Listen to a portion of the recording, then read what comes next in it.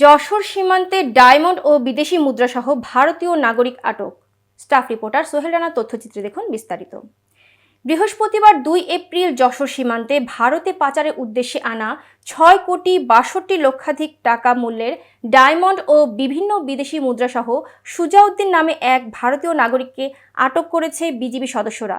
BGB জানায়, গোপন সংবাদের ভিত্তিতে যশোর ব্যাটালিয়ন 49 বিজিবির একটি বিশেষ টহল দল যশোর ঝিকরগাছা মহাসড়কে নতুন হাট বাজার সংলগ্ন পাকা রাস্তার উপর অভিযান পরিচালনা করে।